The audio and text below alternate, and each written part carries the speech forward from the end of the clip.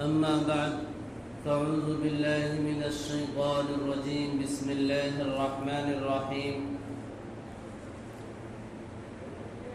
يا أيها الذين آمنوا كتب عليكم الصيام كما كتب على الذين من قبلكم لعلكم تتقون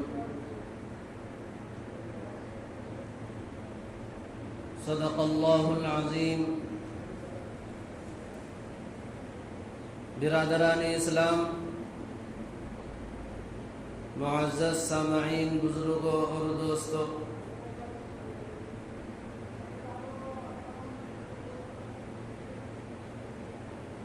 دین اسلام دین فطرت ہے۔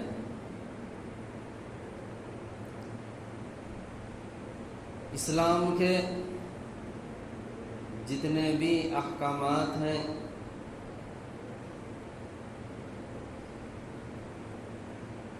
وہ احکامات فطرت انسانی کے بالکل موافق ہیں۔ اس کے اندر انسان کو ذرہ برابر بھی مخالفت کرنے کی ضرورت نہیں ہے۔ جتنے بھی احکامات اللہ رب العزت نے نازل فرمائے ہیں، اللہ تبارک و تعالی ہم انسانوں سے زیادہ ہمارے نفع اور نقصان کو زیادہ جانتے ہیں۔ ہمارا نفع کس میں ہے، کس چیز کے اندر ہمارا فائدہ ہے اور کس چیز میں ہمارا نقصان ہے، اس کو ہم سے زیادہ اللہ رب العزت کی ذات خداوندی جانتی ہے۔ یہ سب ہماری بھول ہے کہ ہم جس کو نفع بخش سمجھیں وہ ہمارے لیے کارآمد ہو، وہ ہمارے لیے فائدہ مند ہو، واقعی وہ ہمارے لیے نفع بخش ہو، یہ سب ہماری بھول ہے۔ کئی دفعہ ایسا ہوا ہے کہ اللہ تبارک و تعالی نقصان کے راستے میں رکھ کر فائدہ پہنچاتے ہیں اور کبھی نفع کی صورت میں رکھ کر گھاٹا کرواتے ہیں۔ آدمی یہ سمجھتا ہے کہ دنیا کے اندر میں جو کر رہا ہوں، اور انسان اپنی آنکھ سے، اپنی ظاہری آنکھ سے جو دیکھ رہا ہے وہی حقیقت ہے۔ ایسا نہیں ہے، بلکہ حقیقت تو اللہ ہی جانتے ہیں۔ تو بزرگوں اور دوستوں، رمضان المبارک کا مہینہ چل رہا ہے۔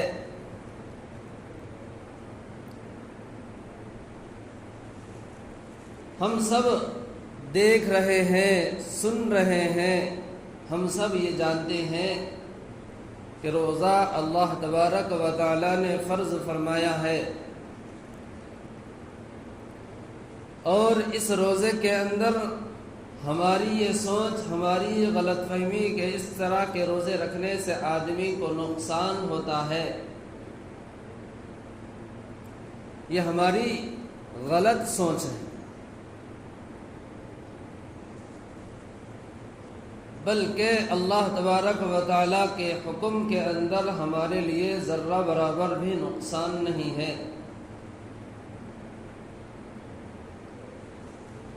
ان روزوں کے اندر اللہ تبارک و تعالیٰ نے ہمارے لیے بڑے ہی فائدے رکھے ہیں، دنیاوی فائدے بھی ہیں، اخروی فائدے بھی ہیں۔ سب سے بڑا فائدہ تو یہ ہے کہ یہ اللہ کا حکم ہے اور اللہ کے حکم کو پورا کرنا ہے۔ بڑے خوش نصیب ہیں وہ لوگ جو اللہ کے حکم کو ایسے نازک ترین موڑ پر بھی اللہ کے حکم کو برضائے الہی پورا کر رہے ہیں۔ بزرگوں اور دوستوں،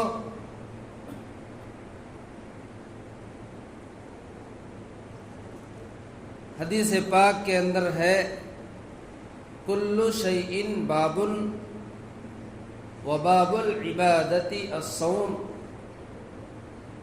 ہر چیز کا دروازہ ہوتا ہے اور عبادات کا دروازہ روزہ ہے۔ روزہ آدمی کو نافرمانی سے بچاتا ہے۔ نافرمانی کی جو صفت آدمی کے اندر ہوتی ہے اس صفت کو مجروح کر دیتا ہے، مغلوب کر دیتا ہے۔ جب نافرمانی کی صفت انسان کے دل کے اندر سے مجروح ہو جاتی ہے، مغلوب ہو جاتی ہے، تو بزرگوں اور دوستو اب انسان کے لیے اطاعت اور فرمانبرداری کرنا آسان ہو جاتا ہے۔ اسی لیے اللہ رب العزت نے فرمایا لعلکم تتقون، کہ تم پرہیزگار بن جاؤ۔ روزہ ایسی عبادت ہے کہ اس سے بندہ پرہیزگار بن جاتا ہے، متقی بن جاتا ہے۔ روزے کے ذریعے سے آدمی کے اندر اطاعت کا جذبہ پیدا ہو جاتا ہے، نرمی کی صفت پیدا ہو جاتی ہے۔ اسی لیے اللہ رب العزت نے فرمایا لعلکم تتقون، تاکہ تم پرہیزگار بن جاؤ، متقی بن جاؤ۔ اللہ رب العزت اپنے ہر بندے کو اور ہر بندی کو متقی اور پرہیزگار دیکھنا چاہتے ہیں،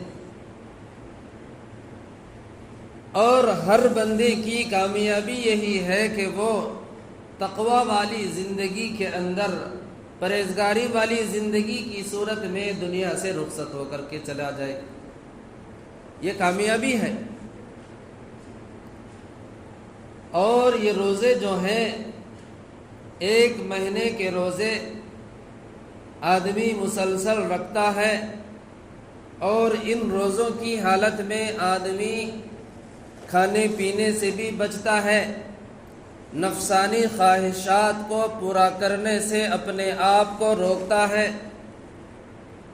اس کے پاس کھانے کی چیزیں موجود ہیں، وہ کھا سکتا ہے، پینے کی چیزیں موجود ہیں، وہ پی سکتا ہے، لیکن اللہ کے ڈر اور خوف کی وجہ سے وہ کھانے پینے سے اپنے آپ کو روک رہا ہے۔ جب یہ کیفیت اور یہ صورت مسلسل 30 دن تک ہو جاتی ہے کہ آدمی روزہ رکھ کر اللہ کے خوف کی وجہ سے، اللہ کے ڈر کی وجہ سے کھانے سے اپنے آپ کو روکتا ہے، پینے سے اپنے آپ کو روکتا ہے، اور دیگر لغو چیزوں میں اپنے آپ کو ضائع ہونے سے بچاتا ہے، اور اپنی زبان سے جھوٹ بات نہیں کرتا، اپنی زبان سے گالی نہیں دیتا، اپنے کانوں کی حفاظت کرتا ہے، گانے نہیں سنتا، غیبت نہیں سنتا، چغلی نہیں سنتا، اور دیگر جو برائیاں ہیں روزے کی وجہ سے اور رمضان کی برکت سے آدمی اپنے آپ کو روکتا ہے۔ جب یہ مسلسل کیفیت آدمی کے اندر برقرار رہتی ہے، 30 دن تک مسلسل آدمی روزے کی وجہ سے کھانے پینے سے بچتا ہے، تو رمضان کے بعد آدمی حرام چیزوں کو اپنے پیٹ کے اندر داخل کرنے سے بچاتا ہے۔ اور جب روزے کی حالت میں زبان سے جھوٹ بولنے سے اپنے آپ کو بچاتا تھا، دھوکہ دینے سے بچاتا تھا، اپنی آنکھوں سے بدنظری سے بچاتا تھا، برا دیکھنے سے اپنے آنکھوں کی حفاظت کرتا تھا، کانوں کو بچاتا تھا، تو بزرگوں اور دوستو رمضان کی برکت سے جب بندہ برائیوں سے اپنے آپ کو روزے کی وجہ سے بچاتا ہے تو یہ اس کو عادت بن جاتی ہے، اور یہی عادت اس کو تقوی اور پرہیزگاری والی زندگی کی طرف رواں دواں کرتی ہے۔ اگر آدمی روزے کے باوجود برائیوں سے نہیں بچتا، گناہوں سے نہیں بچتا، تو بزرگوں اور دوستو اس کو وہ روزہ فائدہ نہیں دیتا۔ حدیث پاک کے اندر ہیں، اللہ کے رسول صلی اللہ علیہ وسلم کی خدمت میں 2 روزہ دار عورتوں کو لایا گیا۔ وہ دونوں عورتیں غیبت کیا کر رہی تھی۔ اللہ کے رسول صلی اللہ علیہ وسلم کی خدمت میں ان کی شکایت درج کی گئی کہ یا رسول اللہ صلی اللہ علیہ وسلم، فلاں عورتیں روزہ دار ہیں، روزے سے ہیں، روزہ رکھنے کے باوجود وہ غیبت کرتی ہیں۔ تو اللہ کے رسول صلی اللہ علیہ وسلم نے ان کو اپنے دربار میں بلایا اور بلا کر کے فرمایا تم دونوں الٹی کرو۔ جب وہ دونوں الٹی کری، خے کر دی، تو ان کی خے کے اندر گوشت کے لوتھڑے نکلے، اور اللہ کے رسول صلی اللہ علیہ وسلم نے فرمایا کیا تم میں سے کوئی اس بات کو پسند کرتا ہے کہ وہ اپنے بھائی کا گوشت کھائے، اپنے مرے ہوئے بھائی کا گوشت کھائے؟ کوئی اس بات کو پسند کرتا ہے؟ مجلس میں سبوں نے کہا کہ ہم میں سے کوئی بھی اس بات کو پسند نہیں کرتا کہ وہ اپنے بھائی کا گوشت کھائے۔ تو اللہ کے رسول صلی اللہ علیہ وسلم نے فرمایا اگر تم میں سے کوئی کسی کی غیبت کرتا ہے تو وہ اپنے مردار بھائی کا گوشت کھانے کے برابر ہے۔ تو بزرگوں اور دوستو، جب روزہ دار عورتیں روزہ رکھ کر وہ چغلی اور غیبت کر رہی تھی اور وہ یہ سمجھ رہی تھی کہ ہم روزہ ہیں، ہم کھانا کہاں کھا رہے ہیں، ہم پانی کہاں پی رہے ہیں، عزیزوں اور دوستو، روزہ رکھ کر صرف اپنی زبان سے کسی کی غیبت کرنا، اپنے کان سے کسی کی غیبت سننا، اور اپنی آنکھوں سے بدنظری کرنا، اور اپنی زبان سے کسی کو گالم گلوچ کرنا، یہ روزے کو روحانی طور پر کمزور کر دیتا ہے، یہ روزے کو روحانی طور پر کمزور کر دیتا۔ صرف ظاہری کھانے سے، ظاہری پینے سے روزہ کمزور نہیں ہوتا، روزہ فاسد نہیں ہوتا، بلکہ روحانی غذاؤں، روحانی چیزوں سے بھی بچنا ضروری ہے۔ اگر آدمی جھوٹ بولتا ہے، غیبت کرتا ہے، چغلی کھاتا ہے، تو ان چیزوں سے بھی روزہ فاسد ہو جاتا ہے۔ تو بزرگوں اور دوستو، رمضان ایسا مبارک مہینہ ہے کہ یہ محنت کر کے اپنے آپ کو تھکانا ہے۔ رمضان میں محنت نیکیاں کرنے کے لیے، نیکیاں کمانے کے لیے خوب جم کر کے محنت کرنا ہے اور اپنے آپ کو تھکانا ہے۔ جتنا ہو سکے آخری اسٹیج تک محنت کر کے عبادتوں کے ذریعے، تلاوتوں کے ذریعے، ذکر و اذکار کے ذریعے محنت کر کے اپنے آپ کو تھکانا ہی رمضان کہلاتا ہے۔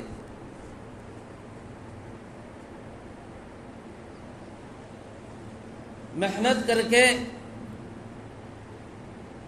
آج ہم تھوڑی بہت عبادت کر کے